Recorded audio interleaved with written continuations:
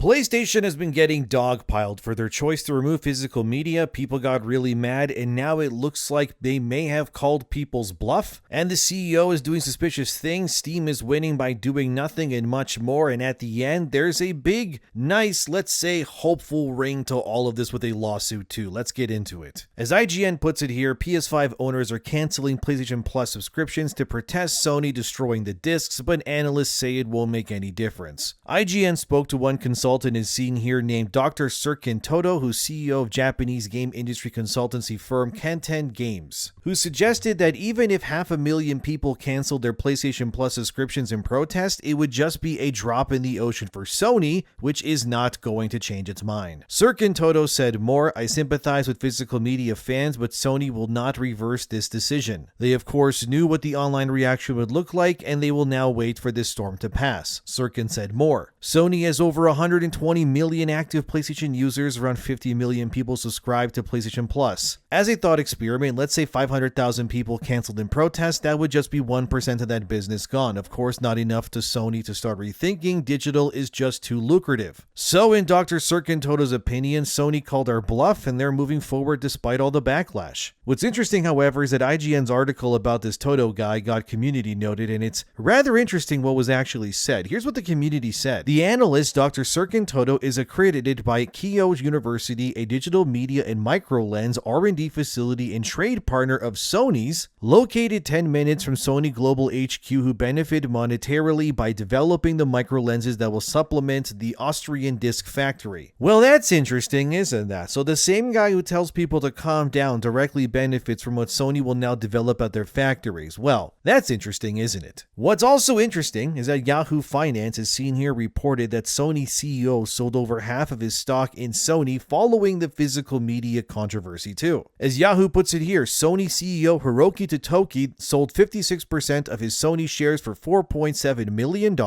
just 2 days after announcing PlayStation goes digital only in 2028. And as Yahoo further states here, Sony's board is also repurchasing over 37 million shares in the company as well, so people made money pretty much is what happened. Hiroki sold his 225,000 shares at a $21 per share asking price. What's also interesting is that another chairman of Sony named Kenichiro Yoshida, as seen here, also sold 400,000 shares on the same day as the CEO, making him roughly $10.5 million in the process. This also comes in backlash of the Sony console themselves becoming more expensive too. As Yahoo shows here, the PS5 launched at $400 American, but now it's $600. The Pro is between $700 to $900 depending on where you get it. Does this mean Sony is cooked? Are they going to fall down? Turns out the opposite. As seen here from Yahoo, again, Sony stock actually went up 6.68% when this news actually broke. However, year to date, it's still down roughly 16.41%. Either way, Sony is not changing course. Amidst all of this, Sony's chairmen are using a 500 billion yen program to buy those 37 million shares in Sony itself. If you want that converted into American dollars, 500 billion yen is around $3 billion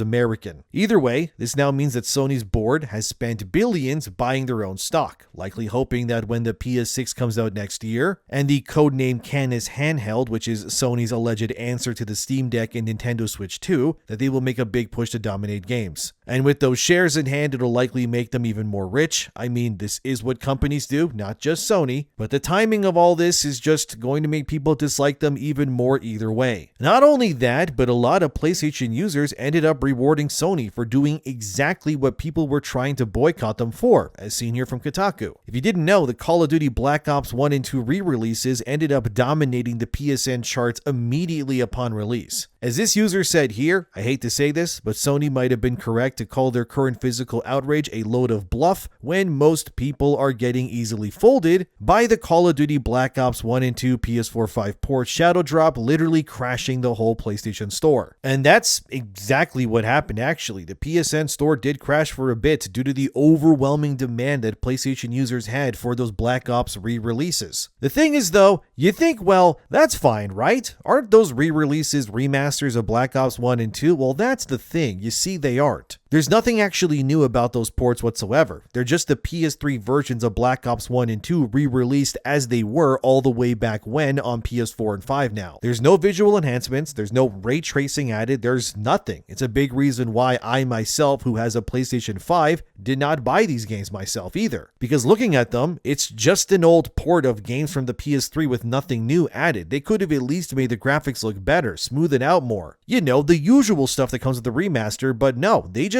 didn't do anything, and despite doing nothing but porting it over, people still bought it in droves. Personally, the only way that I would buy these Black Ops re-releases is if they were maybe, I don't know, $10 each maybe, because they're older games, right? I think $10 would be fine for this because it's next to nothing to pay for. The problem is that these re-releases were not $10. This is how much Black Ops is on the Canadian store for me right now as I make this video. As you can see, it's normally $50 Canadian, but it's $25 right now if you own PlayStation Plus. Meaning if you wanted, you could get both Black Ops games for $25 each. Well, while that offer still stands, I guess. But again, like I said, there's nothing new about this port. It's the same game as they were back then. They have all the modes in the campaign and the multiplayer, you name it. Apparently, they're not even crossplay, so these are only playable with other PlayStation users. Which according to some, that's a big selling point for many from what I'm reading online because there's less cheaters on PSN opposed to PC. So in theory, it makes it a more leveled playing field, I guess, but either way, this game has sold gangbusters for Activision and Sony right out of the gate. The crazy part is that Activision didn't even include the Season Pass natively into Black Ops 1 or 2. No, instead as seen here. That Season Pass is a separate buy despite the game being well over a decade and then some old. It's $13 Canadian right now to buy if you go with the PS Plus deal. Otherwise, it's $40 for the Season Pass alone, just for Black Ops. Meaning if you buy in now, the entire Black Ops 1 experience will cost you a little less than $40 with the PS Plus discount. But if people wait, then it's about $90 Canadian for the entire package. It's predatory, that's what it is. There's no two ways about it. The fact the Season Pass wasn't included natively, that's baffling to me. Again, I haven't bought this myself yet, but I have seen others buy into it, despite railing Sony for digital only, when people are then being seen as hypocrites for doing this. Either way, yet again, Sony called people's bluff, and they showed up, proving them right again. Would it be hypocritical to buy these despite hating Sony's push for digital? I guess it depends. I'm not fully against digital, as I obviously have bought games digitally myself, but the point is the games I have bought digitally are mostly ones that are deep sales because they were ridiculously cheap, like many others have bought too.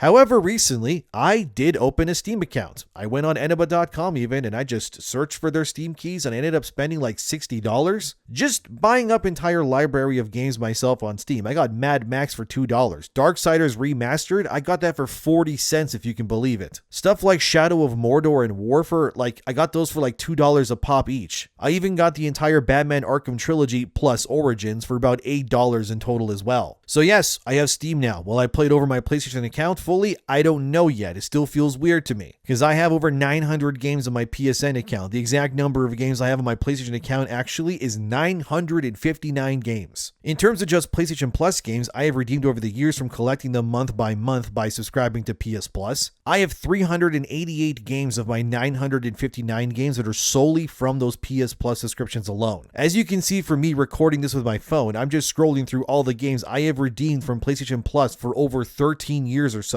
I didn't buy these games, mind you, I just redeemed them month over month from Sony's program for well over a decade, but as you're seeing, that's a lot of games. Especially since I have 19,000 trophies right now, 212 platinums as of this video being made. That's a lot of legacy there. I do think my plan going forward is to dabble more into Steam though. The idea is that for games I can't play on PlayStation like Batman Arkham Origins or say Dragon Age Origins, a lot of Origins and titles there, I could play those on Steam over PlayStation because they're not available in a similar manner there. Sure, I can stream Batman Origins on PS5 via PS3, but you can't play it natively, that's the point. And I think this is a big reason why Steam has a leg up on Sony right now and why people are so mad at others for buying that Black Ops 1 and 2 the way that they did. Because they're not remasters, right? You're just paying more for games you can get physically at a GameStop for like $5 right now. You could even grab Black Ops 6 for $4 right now on some Steam key websites, although it's only playable via the COD launcher platform thing, but still $4, come on. I think the problem with Sony point for me is that yes, they're going all in on digital, but the problem is there isn't really the choice to buy from elsewhere in ways that really matter. For example, right, on whatever website you want to go on to buy Steam keys. When I was buying my Steam games, I decided to look at PlayStation keys that I could buy there too, and from what I could find, the games that were available on PlayStation were far more expensive per digital key than what Steam was offering too. The thing about Steam is because it is in a sense an open platform, you can buy games off of Steam somewhere else and then redeem it, where it's even cheaper than what Steam is probably offering currently, right? And then just play the game. Well, wouldn't Steam lose money then, you may be asking? I don't think Steam cares, honestly. The point is that no matter where you buy your keys, no matter how cheap they are, Valve is still making some part of that purchase themselves, whether it's an $80 buy or 40 cents, like I did with Darksiders recently. The point is that Steam is winning because you can play the games you're buying on their platform, and as long as you're there playing their games, then Steam ultimately wins. Because obviously, you're playing there over PlayStation or Xbox. I think Sony's digital future will be far more interesting and widely accepted if Sony fully embraced the digital key website approach that Steam has been doing forever. Sure, Sony may lose money in the short term. An online distributor could undercut them with this game or that depending on the sale. But the be-all end-all thing that matters is Sony, like Valve, would still make money per sale anyways when the game is then redeemed on their platform. And it also means that people are choosing to play there anyways, right? The problem right now is while yes, you can buy PSN keys outside of PSN, their availability and pricing is nowhere near as competitive enough to make them a viable option 9 times out of 10. Whereas Valve, go figure, has already figured this out years ago, right? Some may say it's better to sell one game at $80 than maybe have 80 people buy that game for $5. But in reality, as long as people are buying the game and when prices are cheap, they're then going to load up on games they don't even think they want at the time. And these platforms will just make more money actually offering games at cheaper prices than just being stingy. Like on some of those websites, you can also add a mystery game for a fixed price of like $5 to $7. So I tried it because why not? Screw it, let's see what happens. And I ended up getting Mortal Kombat 11 on Steam for $5 randomly, which was a funny surprise, but like there you go. Sony doesn't even have these options. And I think if Sony wants people to fully embrace the digital-only future, they need to get with the times like Valve already has. If I could go on some website and buy, let's say, Black Ops 1, right? And it's a $5 key that I can redeem on PSN. That would make me instantly buy that because it's so cheap, who cares, right? Like on Steam, I got Skyrim via a website key for like $3. The entire Skyrim game plus all the DLC. There you go, just play it. That's what I mean. If the future is going to be digital, need to ensure that it's priced competitively. Because right now, if I want to, I could just abandon PlayStation and easily go on Steam and buy 100 games for like maybe $150 tops if I wanted to. And I don't even need to buy from Steam themselves, and that's the point. Sony thinks they're winning by pushing these predatory practices and the price points. But that's not really how this works. You need to create value for the price that you're asking for, and right now that's not happening. As Insider Gaming here reported, those Black Ops re-releases don't even have any new updates. There's no 120 FPS, nothing. What's wild is that things like wager matches and even theater mode, they don't even exist in these re-releases either. Meaning they're asking you to pay $50 Canadian or whatever for a re-release of a PS3 game with less features, and personally, I can't stomach that. It feels wrong to me. Obviously, whether I buy it or not doesn't matter either way, clearly, because it looks like everyone and their dog ended up buying it immediately looking at how well it's doing. For example, as Charlie Intel said here, allegedly Black Ops 1 and 2 have more players right now on PSN than Black Ops 7 does on all platforms combined. That shows you how lucrative this entire business model really is. The thing is, I'm fine with re-releases of games. I love older games myself, but I'm not okay with the price points these types are attaching to them. Like if they want to re-release PS3 games, right, on PS4 and 5, and there's no visual enhancements or whatever to them, but they're being sold at like $5 a pop, sure, yeah, go for it. I don't care, that's fine. But if you're asking me to pay $50 for Black Ops 1 unless I buy it immediately, that's predatory. Sony knows that, as does Activision. But they're getting away with it because people are allowing it to happen to them. Not to mention, if you want to play these ports, what do you need? All right, PS Plus as well. So that's an added cost on top of the games themselves. Otherwise, they are practically unplayable unless you subscribe to that service, which again, Valve doesn't have that. You just play the game online because you obviously have internet. I kind of blame Xbox for charging for multiplayer myself though. They're the ones that started that idea, and now it has unfortunately caught on. This whole thing is a mess, man. Okay, it really is. Like one user got a ton of backlash because he was championing Sony to not remove physical media. But then as seen here, he showed that he bought Black Ops on PSN anyways despite encouraging others to boycott the game. As one user responded here saying, telling everyone to keep up the pressure while you're buying digital games is crazy, but that's what I mean. Sony called that bluff. People folded. Now the Black Ops 1 and 2 games have sold the way that they have. I mean, the floodgates are open now. I guarantee you at some point we're going to see Call of Duty World at War and more getting re-released with zero graphical improvements for similar price points too. And look, I would love a remaster, not really a re-release of, say, the Resistance games or Killzone, Infamous even, and I would love that actually. But even then, even though they're good games, they need to be priced accordingly and justify their re-releases. Otherwise, it's just predatory, and that is what it is. But I think you're going to be seeing a lot of companies re-releasing older games on PlayStation now if this is the response that people are having towards it. And imagine, man, all of this happening because Sony made the PS3 so hard to develop for or port that most people are now willing to buy the same games again to play them on their PS4 and 5s. It's wild, but it is what it is. Some reports, like here from highchaosrun.com, Sony allegedly didn't even tell their partners that they were removing physical media before we all found out too. As they say here, citing an executive as a source, despite our seemingly close working relationship with PlayStation, we weren't informed that this was happening. It's only hitting us now that we may be out of jobs sooner rather than later. There's other parts in the article, but pretty much they all say the same thing. Nobody knew that this was going to happen until Sony did it themselves, which is baffling, but not surprising. IGN reported that the change to digital makes sense economically, as seen here. Back in the day, Sony would make 65% on every first-party release physically sold, whereas on third-party, Sony would make roughly 15% on every sale. For Call of Duty, that's a good example too. For digital downloads, Sony obviously makes 100% of the sale on first-party games. For third-party, when sold digitally, Sony makes 30% on every sale, which is equivalent to around $21 in profit for every fully priced $70 third-party game that is sold on PSN. This means that Sony is making somewhere near $15 per copy sold of Black Ops 1 and 2 right now on PSN, and Activision gets the rest of it, in Canadian anyways. Regardless, Sony didn't have to do much of anything, right, to make boatloads of money there, and this is why they keep their coffers full and healthy the way that they have. It does leave me in a bad place, honestly. This entire thing stinks one way or another. It does. I would be perfectly fine with an all-digital future if the platform was more open to rival sellers. I don't think, though, that Sony is going to be allowed to control their platform as a closed ecosystem for long, though. Mostly due to anti-consumer policies, because it means they can force high prices on games without any legal oversight above. I've reported on this story before, but it bears repeating, and it has more information too, but this one is also from Yahoo, where Sony is currently in a class action lawsuit in the Netherlands where they're projected to pay $457 million in damages due to antitrust laws. The simple reason is Sony has made their games more expensive to buy in the Netherlands because there's, well, no competition or oversight. So they kind of just got away with it. But if this lawsuit goes through, which I'm hoping that it does, and if Sony loses, it could lead to Sony having to change how they do business in order to ensure that they don't get sued elsewhere too. Although, as one analyst says here where I highlighted, Sony originally got away with this by using physical media as a scapegoat to then push a higher rate because they were losing money, as the analyst said here. Physical retailers, in contrast, pay Sony a lower flat royalty based on how many copies they manufacture, not how many copies they actually sell. That structure makes physical games cheaper, especially secondhand ones, since a game's resale value depreciates as it loses its freshness. So why does this matter? Well, the reason being is that Sony was able to conveniently use the existence of the physical game market and use game sales as a gotcha to defend itself against those antitrust claims. Because how could they have a monopoly on PlayStation users if those users could buy the same game physically at cheaper prices where Sony makes less money? That's true. In that case, Sony does not have a monopoly. However, as the analyst puts it here, by phasing out physical discs, Sony essentially destroys its own defense, and that's why this lawsuit in particular is something I personally want Sony to lose. Because without physical existing as an option anymore, technically it puts consumers on Sony's platforms in a lose-lose situation, where they now have nowhere to buy their games besides Sony's digital store, which means they now do actually have a monopoly. The thing that Sony might not be ready for is the removal of cheaper alternatives that might lead to fewer sales too, as the same analyst says here. But once Sony removes that option, the consumer's willingness to pay is going to decrease, pushing some players towards switching consoles or simply buying fewer games. And as you can see here from any website really, the same survey and graphs prove that users are unanimously buying fewer new games as time goes on. The main reason being is 1, they are playing older games, but 2, new games are just too expensive. Therefore, if Sony believes they can willingly force a future where everyone is beholden to their price points that they will push themselves, they are likely mistaken. Unless the game is something people buy anyway, like a Black Ops or a Grand Theft Auto, the likelihood is far less people are going to be willing to pay full price for a game that is digital only now. Again, this is why on Steam it's kind of a non-issue, because you can get Steam codes from so many websites it doesn't matter. But with Sony, it's currently not the same. Sony could circumvent a lot of headaches here by being more pro-consumer and allowing those websites to give options to sell games at discounted prices, and they could also use those other websites as another gotcha to say, see, we don't have a monopoly because you can buy this game here, that, or wherever for cheaper prices too. They could use that, but currently they don't have that. But if Sony believes that they can just force expensive games with no alternatives, I think not only will they lose that antitrust lawsuit that they're fighting currently, they're going to realize that a lot of people are just going to move on to Steam or somewhere else, right? Me included, because why pay $50 for Black Ops 1 with no enhancements when I can play the same game as it is on Steam without PS Plus needed for like $5 instead? The ball is in Sony's court, right? They may have called players bluffs when it came to Black Ops. Sure, they won that one, okay, but it doesn't mean the battle is over, and that's the point. But I do think Black Ops succeeding the way that it has is a double-edged sword that is going to bite Sony and other companies in the cheeks too, because in an industry obsessed with convincing you that every new release replaces the last one and you really need to buy it, I mean, what's happening instead, right? Players are instead voluntarily going backwards. But why is that? Because great games, they don't expire. Good gameplay doesn't suddenly become obsolete because a publisher releases another sequel or something. Because people weren't chasing battle passes back then. They weren't chasing the whole seasonal progression nonsense. They were just chasing having fun. And I actually think re-releasing something like Black Ops may end up shooting Activision in the foot. Because why do we need to buy your next premium Call of Duty game when Warzone is free already and Black Ops is perfectly fine as it is right now years later? Like, the response is not for nothing, right? People are showing up because the game is still good. I mean, price be damned, but that is the case. Maybe players don't really need the shiny new thing right away. They can just play the best thing that, already exists. Sony has built one of the strongest closed ecosystems in gaming. That's true, but when you have players asking questions like, what happens if I end up leaving? That's where that closed ecosystem then becomes much less appealing, because your investment often becomes increasingly difficult to separate from the platform itself. And that's what I'm struggling with right now. Do I go all in on Steam, or do I stay on PlayStation due to my investment there already with my 959 games? The irony is that these same publishers constantly ask why consumers are hesitating to spend more money like they used to. But then they weaken the very concept of ownership every single year themselves, right? Games disappearing from storefronts, the licenses expiring and changing. You get the idea, but the industry keeps asking players to invest more, don't they? While making those investments feel less permanent, which makes their platforms and their ecosystem seem pointless to then further invest into. For Sony, they want players to stay by building an ecosystem where consumers stay because leaving is inconvenient, which it is. But Valve, on the other hand, is building an ecosystem where consumers stay because they genuinely want to. Those ideas are not identical, okay? One depends heavily on platform control in Sony's case, the other depends heavily on consumer goodwill in Valve's case. And in an industry where trust is becoming harder to earn every year, that difference is going to matter more than ever right now. And Sony didn't arrive here overnight, neither did Steam, right? Both companies, they spent decades building these incredibly successful platforms. But as gaming becomes almost entirely digital by their hand, the question isn't simply now who sells the most hardware. It's who gives people the most confidence that their purchases will continue to matter years from now. And I think the resurgence of games like a Black Ops reminds us that players